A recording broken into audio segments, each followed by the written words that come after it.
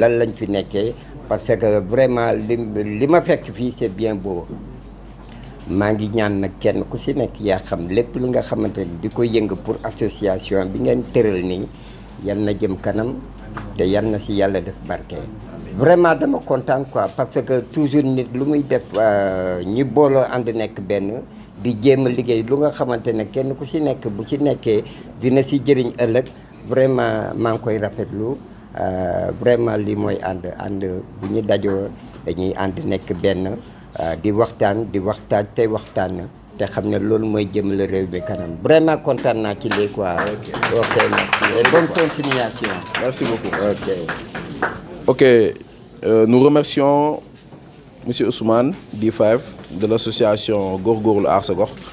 Voilà, autre association, autre président, Mamadou Diakhaté, que l'on appelle à présenter un peu son association. Il est le président de Simple Action Citoyenne, la SEC. Voilà. Vite fait. Je dois parler par ici ou bien. Voilà, donc bonjour. C'est un plaisir d'être là. Donc je vais commencer d'abord par remercier mes prédécesseurs qui ont vraiment fait des discours qui m'ont vraiment ébloui. Et me présenter, je m'appelle Mamadou Diakhaté, président de Simple Action Citoyenne. Je suis initiateur du clean-up. Donc je m'appelle Moussa Alassane Dianka.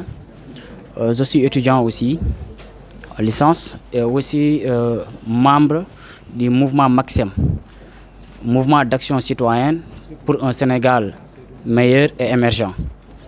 Voilà, donc comme on est contrainté par le temps, donc je m'arrête tout simplement par la présentation du mouvement et aussi on aura d'autres occasions ou bien d'autres opportunités de discuter amplement ou bien de parler sur les activités, car nous tous nous sommes là, nous évoluons dans le domaine social, sanitaire et citoyen aussi. Donc nous savons l'objectif de ces mouvements-là, c'est pour faire un impact social et pour aider les jeunes et inviter les jeunes à se former, l'auto-formation et aussi l'entrepreneuriat. Donc je m'arrête là pour ne pas être trop bavard. Donc, et je vous remercie aussi. Hein. Merci beaucoup.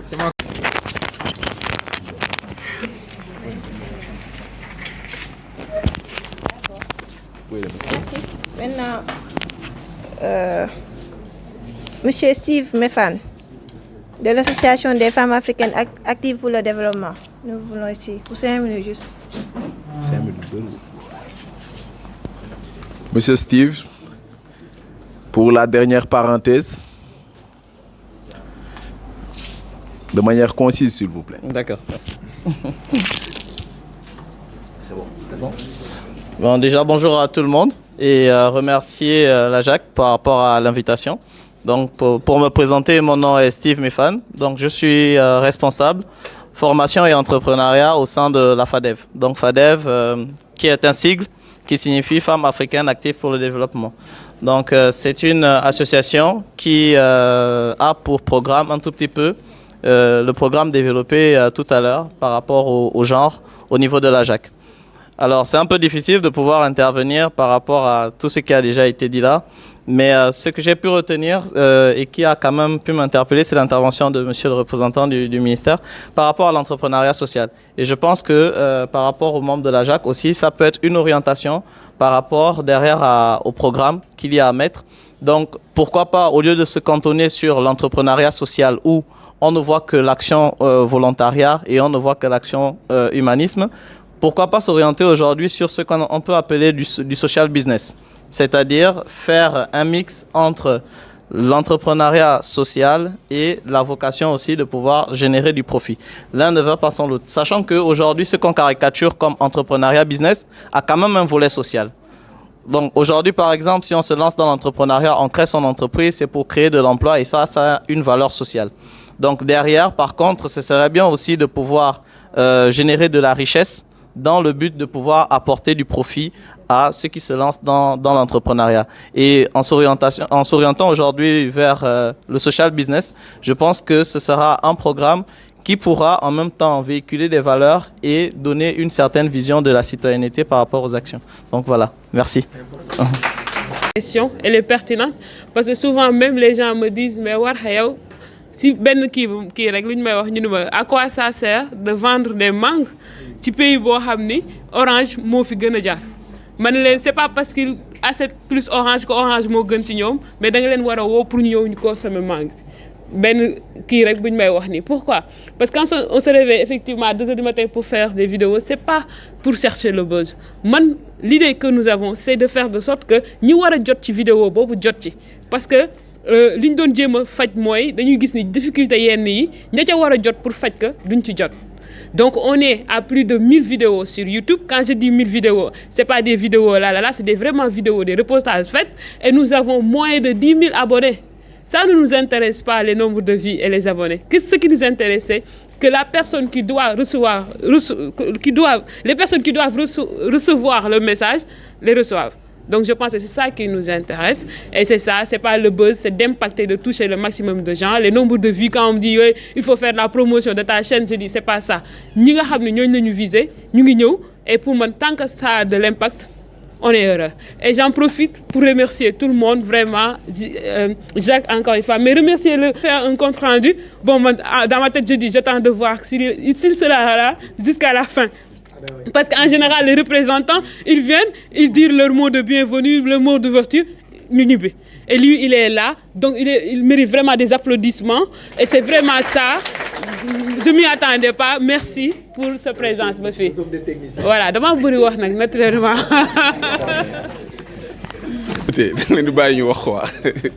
Voilà, nous, c'est notre outil de travail, c'est la parole. Voilà, parmi tant d'autres outils, quoi. Je remercie Prosper, un camarade que je retrouve. Merci aussi pour ton engagement, quoi. Et je vais mettre... Finalement, ce ne sont pas des questions bêtes, c'est des questions très pertinentes et intéressantes. Et je vais juste mettre ça en corrélation avec un aspect que le représentant du ministre a soulevé, c'est-à-dire la recherche du profit dans l'entreprise, l'entrepreneuriat social. Et pour moi, s'adonner à l'entrepreneuriat social veut aussi dire avoir certaines compétences, même si ce n'est pas dans le domaine dans lequel on est, au moins avoir une activité régénératrice de revenus, quoi. Voilà, pour pouvoir rester dans le truc, quoi, sereinement, parce qu'on ne peut pas aussi s'engager du matin au soir et il y a les besoins basiques de la vie qui attendent et il faut aussi adonner, quoi. Et si je reprends l'exemple de J-Hip-Hop, c'est des rappeurs, c'est des musiciens, c'est des artistes qui ont l'opportunité de signer des contrats, qui ont l'opportunité de sortir des albums, qui ont l'opportunité de se faire de l'argent ailleurs que voilà, dans le domaine dans lequel ils s'engagent sur le plan de l'entrepreneuriat social. Peut-être que cet aspect-là leur permet de rester dans leur engagement citoyen sans pour autant avoir la possibilité d'être corrompus et autres, ou bien d'être détournés de leur mission. Donc, pour moi, il faut avoir des compétences, avoir un boulot, avoir quelque chose qui nous permette de gagner notre vie décemment. Ensuite, s'engager. Personnellement, il y a beaucoup de trucs, comme Mme Samble le dit, et avec le téléphone, on peut changer beaucoup de choses. On peut pousser les décideurs à prendre des décisions. Juste un poste peut, voilà, créer un branle-bas ici dans cette mairie, quoi. Moi, j'en ai fait plusieurs, juste un post. On dit, il y a Michel qui est sur Facebook en train de s'activer, quoi. Et voilà, il y a tout de suite une réunion d'urgence qui est convoquée pour regarder ma page Facebook. Qu'est-ce que je suis en train de dire, sur quoi je parle. Tout de suite, la machine est mise en branle pour la prise de décision. Et après, moi, ça ne me regarde plus, hein. Moi, je suis ailleurs. Mais le lendemain, quand je repasse là-bas, la solution est trouvée, le problème est réglé, c'est ça, quoi. Et sur quoi je voulais terminer, des fois aussi, c'est surtout au niveau de nos mamans, des femmes, dans le crédit revolving, il y a une petite faiblesse, quoi. Je l'ai souligné à des dames qui sont dans mon secteur, qu'elles se lancent tout le temps dans la même activité, en ignorant tout simplement ce qu'on appelle par exemple, elles font tous du poulailler, quoi. Chacune a un gros poulailler chez elle, mais à côté de ça, il y a ce qu'on appelle, il y a les autres parties de cette activité-là. Il y a la chaîne de valeur, voilà, la chaîne de valeur. Mais moi, je fais du poulailler, j'élève des poussins, mais l'autre doit penser à vendre de l'aliment. Et l'autre doit penser à vendre, etc. La chaîne de valeur, quoi. Mais quand on est tous au même niveau, finalement, personne n'y gagnera absolument rien. Donc c'est sur ces aspects-là qu'il faut penser pour que chacun puisse en tirer un petit profit. Et vous dire enfin le plaisir qu'il a été pour moi d'être là parmi vous. C'est à Horizon Média, mais également jeunes et porteurs de projets. Donc cette question-là m'intéresse et je pense que c'est monsieur ici, le représentant de la ministre de la Jeunesse et de l'ANPEJ qui sera habilité à y répondre un peu plus. Depuis tantôt, j'ai constaté dans vos discours que vous parlez avec nos petits moyens ou bien à fonds propres. Alors j'aimerais savoir s'il y a un fonds au Sénégal qui est dédié à l'entrepreneuriat social, parce que ce n'est pas vraiment un business rentable comme à but lucratif, comme l'avait souligné la dame. Donc j'aimerais savoir s'il y a un fonds qui est dédié à l'entrepreneuriat social et quelles sont les étapes à franchir pour avoir accès à cela. Merci beaucoup. En profiter pour remercier vraiment les panélistes de la pertinence de leur véritablement communication. Alors, pour un peu, avant de répondre à la question, je crois que j'en ferai tout simplement une occasion pour revenir à votre question, revenir un peu sur la préoccupation de Mme Sambo, hein? Voilà, justement par rapport au financement de son projet. Je crois que ce qu'il faut comprendre en réalité au Sénégal, ce qui a été à l'origine de la création des fonds, aussi bien, et des agences même d'emploi, c'est effectivement d'aller à l'assaut justement donc du sous-emploi des jeunes. En fait, on s'est rendu compte à un moment donné qu'il y avait beaucoup de diplômés. Les jeunes sortaient. Ils avaient des difficultés justement donc pour être insérés, professionnellement parlant. On se rend compte également des difficultés auxquelles nous sommes confrontés dans le cadre justement donc de l'emploi salarié. Il fallait justement développer le concept de l'auto-entrepreneuriat. Alors l'entrepreneuriat, c'est l'auto-emploi, c'est le fait de donner des fonds donc, à des jeunes qui ont des projets, mais c'est des projets directement productifs, c'est-à-dire des projets qui créent de l'emploi, mais des projets également qui créent de la richesse. Parce qu'on s'est rendu compte qu'on ne peut pas peut-être mettre quelqu'un dans une logique justement donc de travailler comme ça dans le bénévolat, alors qu'il a ses diplômes. Alors peut-être c'est quelqu'un qui a fait quelque part plusieurs années sans travail et qui a besoin aujourd'hui de travailler, de se faire de l'argent, de mettre en place une entreprise et de créer donc des emplois. Donc il fallait carrément justement mettre en place des fonds qui soient en mesure d'accompagner ces jeunes-là pour la création d'entreprises directement productives. Moi je suis tout à fait donc, ça c'est d'abord une chose. Mais par rapport à l'entrepreneuriat social, en fait, elle l'a dit, la particularité, c'est-à-dire que ce sont des entreprises qui ne créent pas de la richesse. Parce que même s'ils créent de la richesse, en réalité, ce n'est pas pour de la richesse pour les promoteurs. N'est-ce pas? Ça peut créer de l'emploi, vous pouvez peut-être payer des salaires. Mais le problème, c'est que vous n'avez pas de la richesse de façon individuelle, vous n'avez pas d'argent. Donc c'est plus dans le social. C'est nous ce qu'on appelle justement donc des projets non directement productifs. Mais je pense qu'à ce niveau, il faudrait peut-être poursuivre le plaidoyer. Parce que moi je trouve que c'est très pertinent. Ou bien même essayer de voir par quelles mesures on pourrait, dans le cadre de ces entreprises-là, mais insérer des activités donc, de création donc, de produits, de création peut-être même d'activités directement productives. Je crois que c'est possible. Nous sommes dans le cadre par exemple de l'audiovisuel. La personne peut travailler, avoir à la fois travailler dans le social, mais également sur le plan économique en tirer profit. Je crois que c'est possible parce qu'il y a des produits que vous pouvez commercialiser. Quand je parle de produits, regarde par exemple des reportages. Vous pouvez travailler avec des télévisions, vous pouvez travailler avec d'autres structures qui ont besoin peut-être de vos produits. Au-delà même des reportages que vous faites, des documentaires, parce que nous avons justement donc encadré des jeunes qui ont fait de l'audiovisuel, mais qui ont justement donc mis en place des entreprises qui sont dans l'audiovisuel, mais avec des produits qui sont commercialisés. Aujourd'hui, ils travaillent avec des structures, donc voilà, ils font des reportages, des documentaires. Bon, mais en fait, c'est ça, quoi.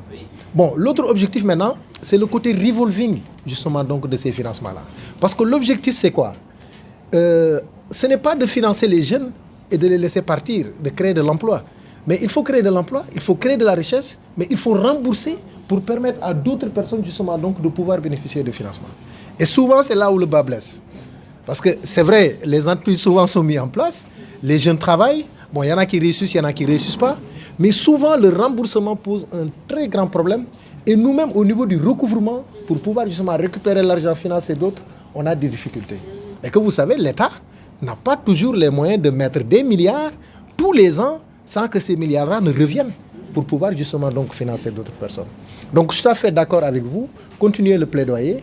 Donc pour pouvoir peut-être permettre aux autorités de pouvoir prendre en charge cette dimension, pour moi qui n'est pas suffisamment prise en compte aujourd'hui. Je suis tout à fait d'accord avec vous. C'est vrai qu'il y a des balbutiements au niveau du ministère de l'économie solidaire. Je crois qu'il finance des projets plus ou moins dans ce sens. Et je pense qu'il y a beaucoup plus de possibilités pour répondre à la question de madame. Par rapport au financement là, donc des entreprises sociales, il y a peut-être plus de possibilités avec le ministère de l'économie solidaire avec Zahra Iyane.